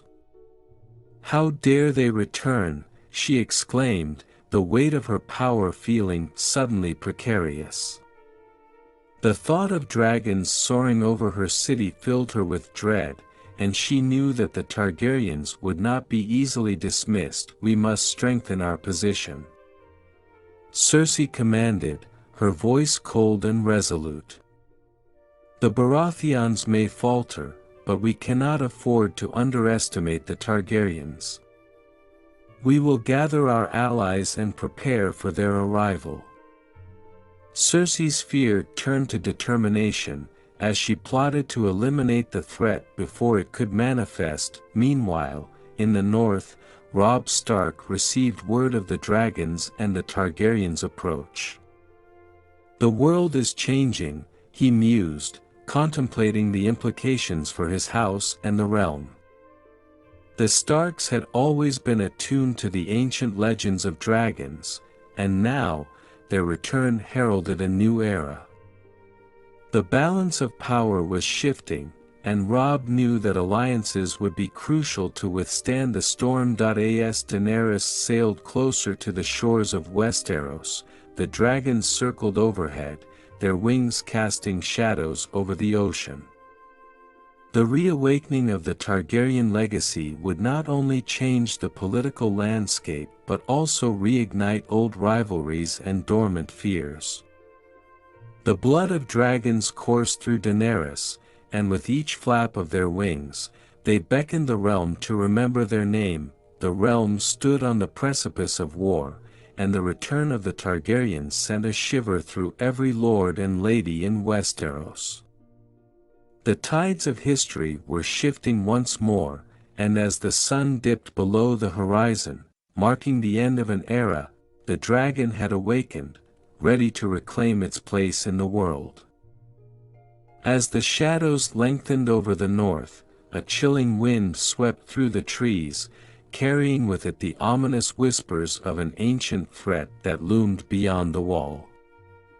The Starks, ever attuned to the shifting tides of nature, sensed a darkness gathering on the horizon, one that could plunge the realm into eternal winter. In the heart of Winterfell, Eddard Stark, the Warden of the North, stood on the ramparts, surveying the vast expanse of snow-covered land.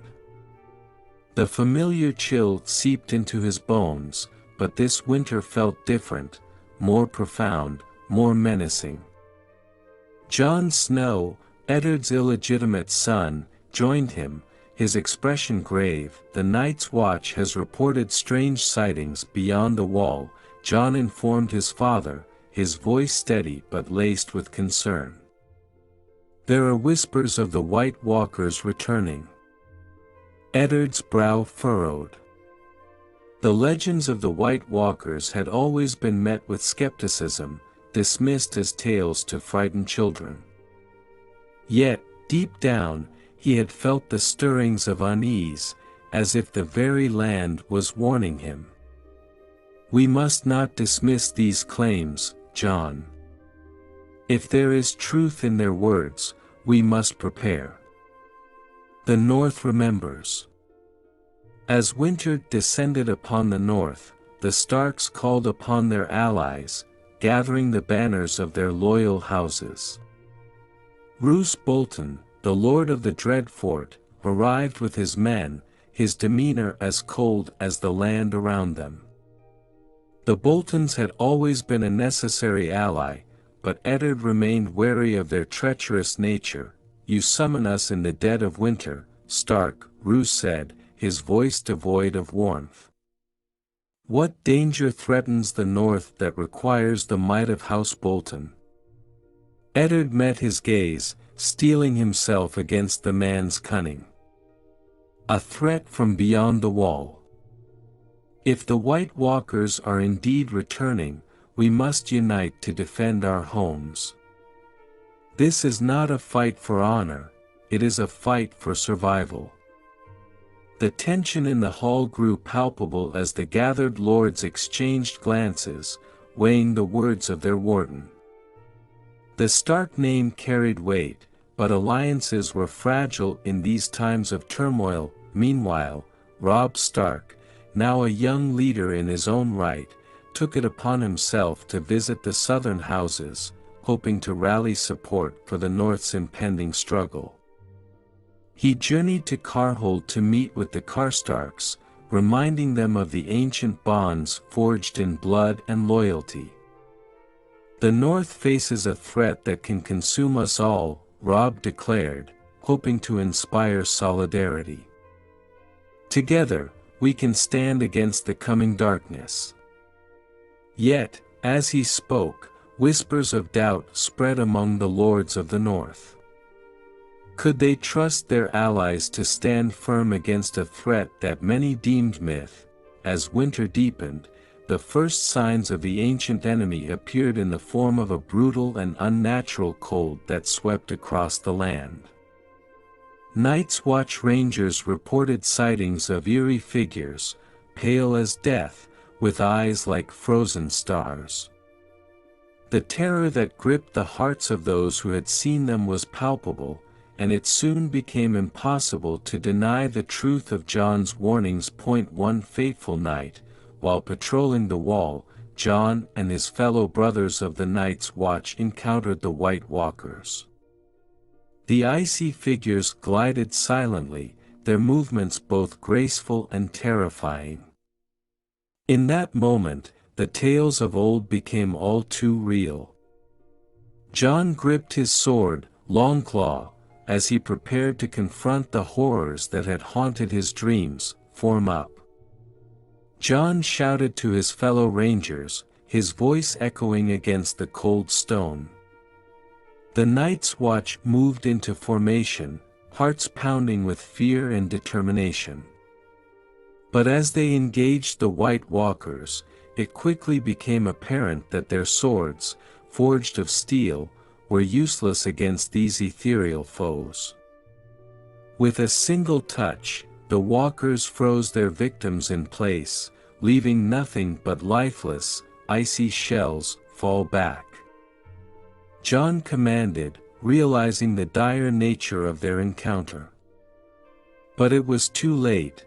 The Night's Watch was unprepared for the ferocity of their enemy. One by one, his brothers fell, succumbing to the chilling grasp of death that the White Walkers brought with them. In the distance, the howling wind carried the echoes of battle to the ears of those in Winterfell. Eddard and Robb stood on the walls, watching the horizon darken as a storm approached. "We must act," Eddard urged, a grim resolve settling over him. "If they breach the wall, there will be no stopping them." The first confrontation with the White Walkers sent shockwaves through the north. Eddard knew that winter was not just a season, it was a harbinger of the ancient enemy's return. The Starks, who had long claimed, "Winter is coming," would need to face the harsh truth of that statement head-on. They prepared to meet the encroaching threat. Alliances were tested, loyalties questioned, and the very essence of what it meant to be Stark was put to the ultimate test.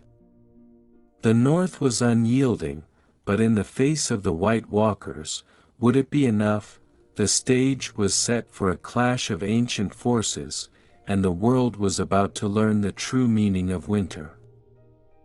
As the chill of winter deepened across the north, the Starks mobilized for what loomed on the horizon, a full-scale invasion from beyond the wall. With the White Walkers threatening to breach the fragile peace of the realm, every house in the north prepared for the battles to come, knowing that survival hinged on their unity and strength. In Winterfell, the Great Hall bustled with activity as lords and bannermen gathered to strategize. Eddard Stark stood at the head of the long table, outlining their plans with a grave expression. "We must fortify the wall and rally every available man," he urged. "If the White Walkers descend upon us, we cannot afford to be caught unprepared." Robb Stark watched as his father spoke, a fierce determination igniting within him. "We will send riders to summon our allies. House Umber, House Karstark, everyone must come to our aid. The North cannot stand alone against this threat." The lords nodded in agreement, and murmurs of resolve filled the room. They began outlining defenses, reinforcing the wall with stakes and sharpened wood, and gathering supplies for the long winter ahead. Meanwhile, scouts were dispatched to monitor the wall's perimeter, keeping a watchful eye for any signs of the undead advancing. In the cold, dark forests, shadows shifted, and the unnatural silence served as a reminder of the terror lurking beyond. While the north braced for a war of ice, across the narrow sea, Daenerys Targaryen and her forces made landfall on the shores of Dragonstone, the ancestral seat of House Targaryen. The moment her feet touched the rocky ground, a surge of exhilaration coursed through her veins. "We are home," she breathed, her gaze fixed on the looming castle in the distance, the crumbling stone infused with the weight of history. With her dragons soaring overhead, the sight was both exhilarating and terrifying. This was where her family had once ruled, where fire had breathed life into the realm, and where she would reclaim her throne. As they settled into Dragonstone, Daenerys wasted no time in strategizing her campaign. She convened her advisors, including Ser Jorah Mormont and Missandei, to discuss their next steps. "We will rally the support of the houses in the Stormlands. They have suffered under Baratheon rule, and they will recognize our claim. And we must not forget the importance of the North," Jorah added. The Starks are known for their honor, and they may be our allies in this struggle. They face a different threat, but one that could unite us. The North remembers, Daenerys replied, her resolve hardening. We must send a message to Eddard Stark. A united front will be our strength against those who would oppose us. As Daenerys solidified her plans in the south, the tension in the north escalated. News of her arrival spread quickly, and Eddard Stark contemplated the implications. The looming war with the White Walkers weighed heavily on his mind, but the prospect of an alliance with the Targaryens sparked a flicker of hope. If the Targaryens truly have dragons, Robb mused, his eyes narrowing with determination, they could be our greatest weapon against the White Walkers. Fire could hold back the night. But Eddard remained cautious. We must approach this carefully. The Targaryens have a history of ambition. We cannot forget the bloodshed that followed their last reign. Just then, the sound of horn blasts echoed through the cold air. The scouts returned, breathless and wide-eyed. My lord! The dead are on the move, one called out, staggering into the hall. They are gathering in numbers we've never seen. Eddard's heart sank. Prepare the men. We must not let them reach the castle. We will stand and fight. The urgency in his voice galvanized the Stark bannermen, who rallied around their lord. As night fell, a sense of dread permeated Winterfell. The Starks and their allies took their positions, their breath visible in the frigid air. The moon hung high, casting an eerie glow over the land, as the sounds of rustling in the distance grew louder. Meanwhile, at Dragonstone, Daenerys felt the shifting tides of fate. She climbed to the highest tower, her dragons flying in formation above her. We will ride into battle together, she whispered, feeling the fire within her and the connection to her dragons deepening. As the stars twinkled above, she turned her gaze northward, toward the wall. Somewhere beyond, an ancient darkness was stirring, and she could almost feel the pull of destiny drawing her forward. The stage was set for a monumental clash. Fire would meet ice, and the fate of the realm hung in the balance. The coming conflict would not only determine the survival of Westeros but also redefine the legacy of the Targaryens and Starks alike. As dawn broke over Westeros, the sky was painted in hues of crimson and gold, an ominous reflection of the blood that would soon be shed. The continent was poised on the brink of chaos as large-scale battles erupted across the Seven Kingdoms, each faction vying for power amidst the rising storm. In the fields of the Stormlands, the banners of House Baratheon fluttered in the wind as they clashed with the forces of House Lannister. The sound of swords clashing and battle cries filled the air as men fought with ferocity for their lord's honor. Stannis Baratheon, resolute and fierce, led his men from the front, his presence rallying the troops around him for the Iron Throne. Stannis bellowed, his voice cutting through the din of battle. He charged into the fray, determined to carve out his destiny, oblivious to the chaos surrounding him. Yet, even as his forces engaged the Lannister soldiers, whispers of the greater threat from the north began to spread among the ranks. Meanwhile, in the Reach, Margaery Tyrell sought to consolidate her family's power as Lannister forces threatened her home. We must hold our ground, she commanded her bannermen, her eyes sharp with determination. We cannot let the Lannisters gain any further advantage. But the tide of war was not solely determined by individual houses. With news of the Targaryen return and their dragons, the very landscape of Westeros was shifting beneath the feet of its inhabitants. As battles raged on, the skies darkened with the shadows of Daenerys's dragons. Drogon, Rhaegal, and Viserion soared overhead, their wings beating with a force that shook the air. They unleashed torrents of fire upon the battlefield, scorching the ground and incinerating those caught in their fiery breath. "Look to the skies," shouted a soldier as the first plumes of smoke rose from the ground. Chaos ensued as men on both sides turned to witness the terrifying sight above. The dragons, embodiments of Targaryen power, roared as they descended upon the armies below, shifting the balance of power. On the northern front, as the battles raged in the south, the White Walkers advanced inexorably toward the wall. The dead marched as one, their numbers growing with each passing day.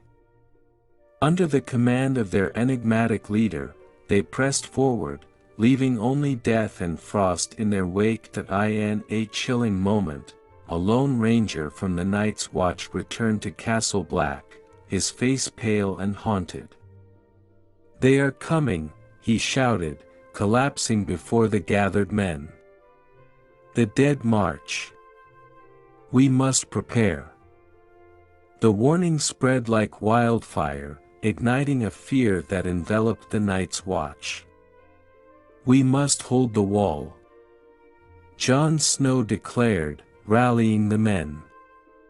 "If they breach it, all will be lost." Amid the turmoil of the war, the struggle for the Iron Throne intensified.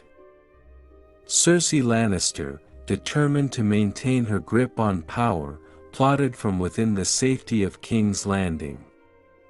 "We will not yield to Targaryens or any other pretender," she vowed to her advisors, her voice cold as steel. "We will crush them before they can take root." With her father's cunning and her brother's brute strength, Cersei sought to manipulate the chaos to her advantage. But with the threat of dragons and undead rising, she knew that every decision carried peril. As the battles raged across the land, alliances were forged and shattered. Tyrion Lannister, ever the strategist, sought to navigate the treacherous waters of political intrigue. "We must strike at the heart of our enemies while they are divided," he advised Cersei, his mind racing with plans, yet even in the chaos, hope flickered. In the north, the Stark banner flew high as Robb Stark rallied the northern lords. "We fight not just for our houses, but for the realm itself," he cried, determination surging through the ranks. The North remembered the ancient stories of the White Walkers, and they would not allow their legacy to be extinguished. As the sun dipped below the horizon, a sense of inevitability settled over the land. The battles would continue, the fires of ambition would burn, and the frost of death would creep ever closer. The clash of fire and ice loomed ominously, with both Targaryens and Starks preparing to face the greatest conflict Westeros had ever known. In the distance, the cries of men echoed, mingling with the roars of dragons and the chilling whispers of the dead. The Great War had begun, and its outcome would forever alter the fate of the Seven Kingdoms. As the fires of war blazed across Westeros, the surviving noble families found themselves confronted with a stark reality: the ancient threat posed by the White Walkers could not be faced alone. The struggle for power among the living paled in comparison to the icy grip of death creeping ever closer. In the wake of devastation, unlikely alliances began to form, binding together houses that had once been bitter enemies. In the ruined halls of Winterfell, representatives from various noble families convened in a desperate bid for unity. The air was thick with tension as banners of House Stark, House Targaryen, and even House Lannister gathered beneath the same roof, a sight both extraordinary and fraught with danger. Eddard Stark stood at the head of the table, his face etched with the weight of leadership. "We face a threat unlike any we have encountered," he began, his voice steady but urgent. "The dead march upon us, and if we do not unite, we will all fall." A representative from House Tyrell scoffed. "You expect us to join forces with a house known for its treachery? The Lannisters cannot be trusted." "Neither can the Starks," came a sharp retort from a Lannister envoy, whose eyes gleamed with suspicion. "You speak of unity, yet you forget the bloodshed between our houses." "Enough!" Daenerys Targaryen interjected, her voice calm but commanding. "Our history is filled with grudges, but history will mean nothing if we are all dead. We must set aside our differences and fight for the survival of mankind." The room fell silent as her words hung in the air, the gravity of the situation settling over the assembly like a heavy shroud. Slowly, the lords exchanged wary glances, the first flickers of understanding igniting in their eyes. As discussions continued, the atmosphere shifted from hostility to cautious negotiation. House Lannister's envoy reluctantly offered a truce, proposing to share their resources and intelligence in the fight against the encroaching darkness. "We have faced our own battles, and the time for feuding has passed," he stated, though his voice dripped with skepticism. "But know this, any betrayal will be met with swift retribution." Robb Stark nodded, recognizing the necessity of the alliance despite his lingering distrust. "We will fight together, but let it be clear, our loyalty is to the living first. If any house falters, we will not hesitate to act." As the hours wore on, fragile alliances began to solidify. The Tyrells pledged their support, offering their vast resources to supply the armies of the north. The Targaryens, with their dragons, were seen as a vital force against the White Walkers, and their involvement in the coming conflict offered a glimmer of hope. Despite their collective resolve, deep-rooted mistrust simmered beneath the surface. Lannisters and Starks exchanged cold glances, the weight of history ever present. But the threat beyond the wall was a unifying force, compelling them to take up arms together. As the armies prepared to march, the skies darkened with foreboding clouds, an omen of the chaos to come. The Allied forces gathered outside Winterfell, a coalition of houses once torn apart by rivalry, now standing shoulder to shoulder against the common enemy. Eddard Stark addressed the assembled troops, his voice echoing across the field. "Today, we stand not as individual houses but as defenders of the realm. The enemy we face is relentless and unforgiving. We fight for our homes, our families, and our very existence. Let the living show the dead that we will not be defeated." Cheers erupted from the assembled soldiers, a rallying cry that reverberated through the north. At the front, Daenerys mounted her dragon, Drogon, and called out to her troops, her presence both awe-inspiring and fearsome. "Together, we will unleash fire upon the darkness." The Allied forces began their march toward the wall, where the Night's Watch awaited them. As they approached, the air grew colder, and a sense of dread washed over them. Jon Snow, standing at the forefront with his brothers, felt the chill of the impending confrontation seep into his bones. "We will hold the line," he said firmly, turning to face the gathered warriors. "For the North, for the living, we will fight." As the armies drew closer to the wall, they could hear the faint, haunting sounds of the White Walkers echoing in the distance, a reminder of the encroaching night. The time for talk was over. Now was the moment for action. The ultimate battle for the survival of mankind loomed on the horizon, a tempest of fire and ice ready to erupt into chaos. The fate of Westeros rested in their hands, and only by standing united could they hope to prevail against the ancient enemy that sought to claim their world. The air was thick with tension as the allied forces stood at the edge of the wall, where the living prepared to face the encroaching tide of death. The horizon was a bleak, icy expanse, with the dark figures of the White Walkers visible in the distance, marching with relentless purpose. The time for hesitation had passed. Now, they would either stand and fight or succumb to the darkness. As dawn broke, the allied forces assembled, a tapestry of colors from various houses blending into a singular front. Eddard Stark stood tall among them, his voice booming over the rising wind. "Today, we fight for our future." The sound of war horns echoed through the air, signaling the start of the battle. Jon Snow, standing alongside his brothers from the Night's Watch, gripped his sword tightly, determination etched on his face. "For the Night's Watch," he shouted, rallying the men around him. Across the field, the White Walkers advanced, their icy blue eyes glinting with malevolence.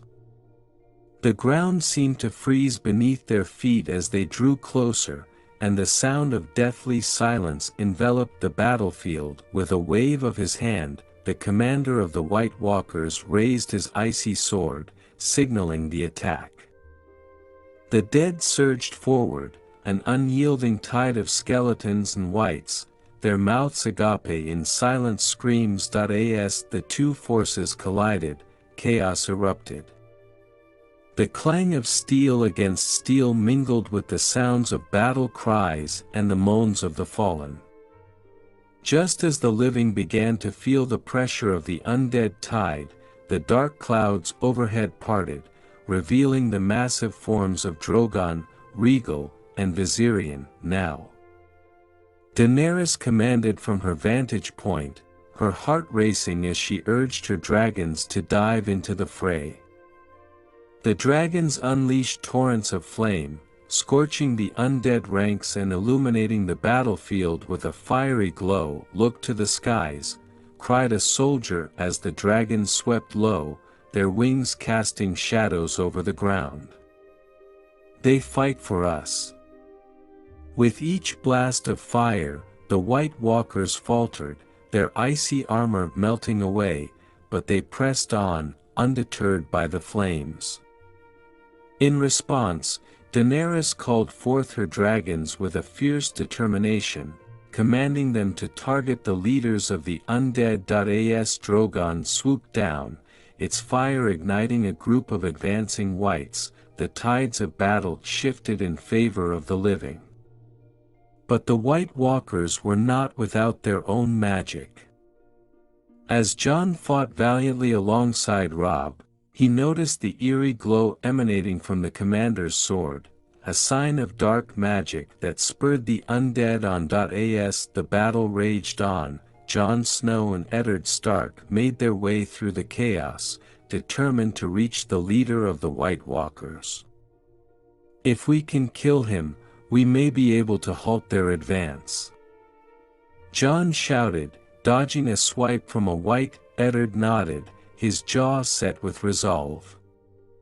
"We must push through." The ground shook beneath them as more dragons joined the fray, their fire illuminating the darkness. The living fought with renewed vigor, their spirits lifted by the presence of the dragons soaring above. But then, the commander of the White Walkers turned his attention to the dragons, raising his sword once more.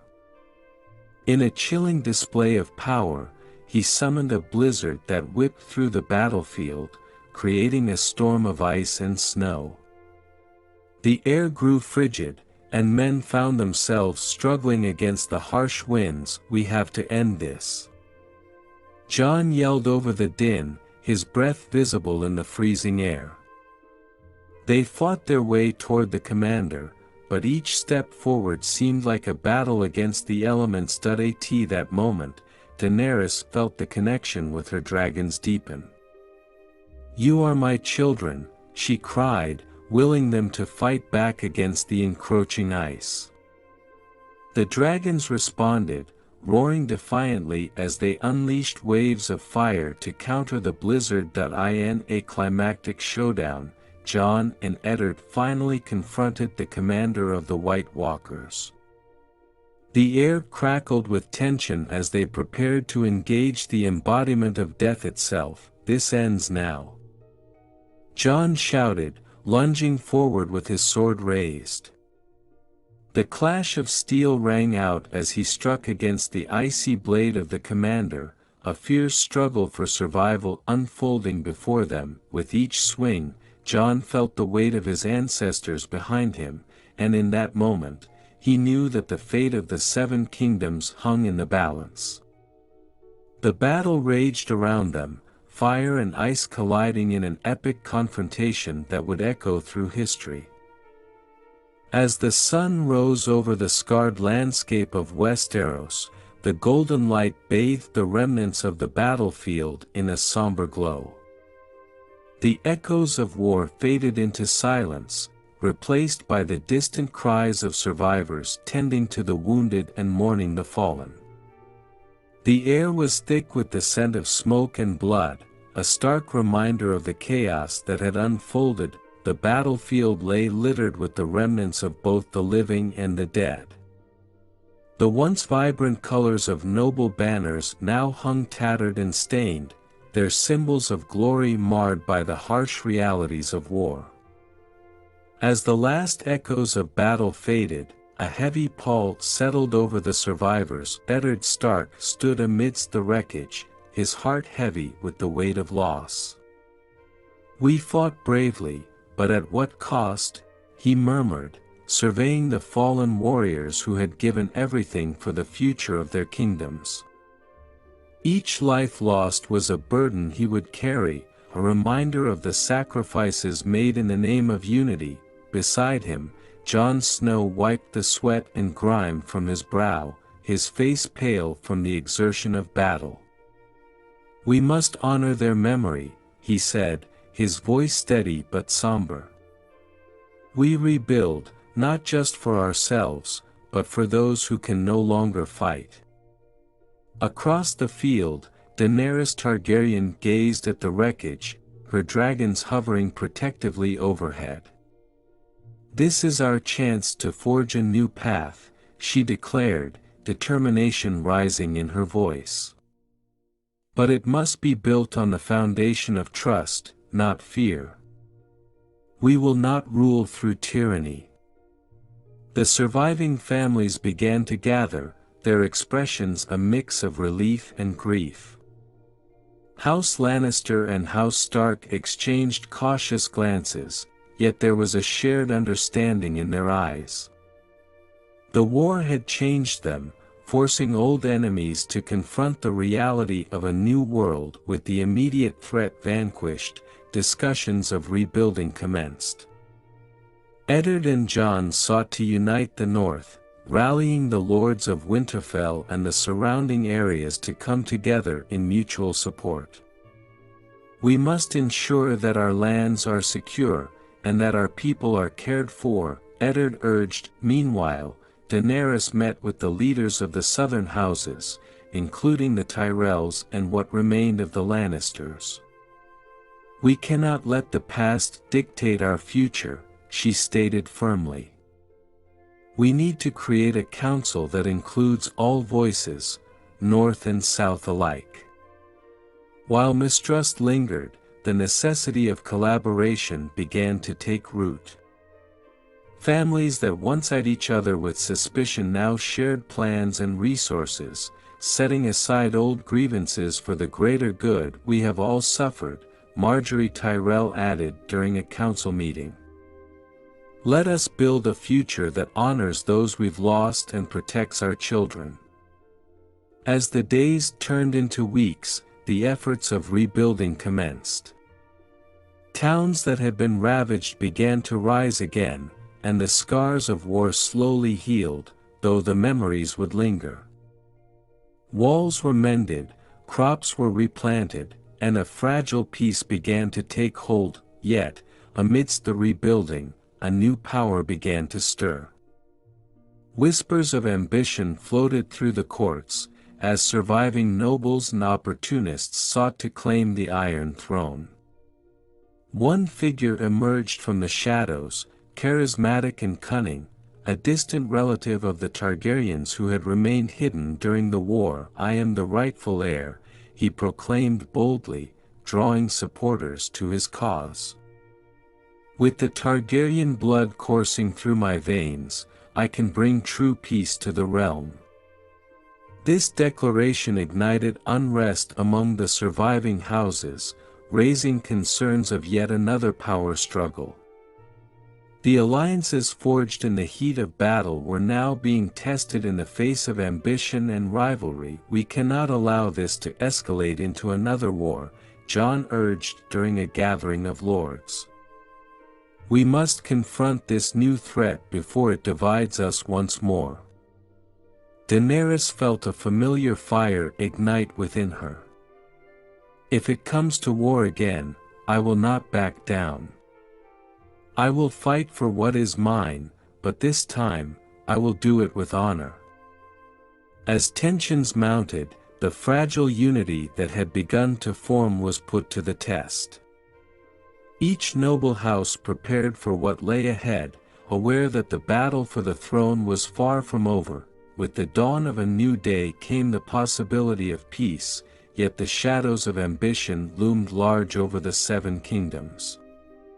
The price of survival had been steep, and now, the challenge was to maintain that unity against the rising tide of ambition. As the sun set over the horizon, casting a warm glow across the land, the people of Westeros held their breath, awaiting the next chapter of their turbulent history, a new dawn, but one filled with uncertainty.